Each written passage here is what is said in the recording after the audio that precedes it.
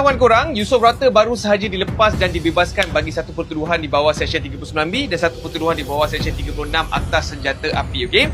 So, Seksyen 39B ini merupakan satu kesalahan di bawah Akta Dadah Berbahaya dan sekiranya didapati bersalah, orang tersebut boleh dikenakan hukuman penjara seumur hidup ataupun boleh dikenakan gantung sampai mati.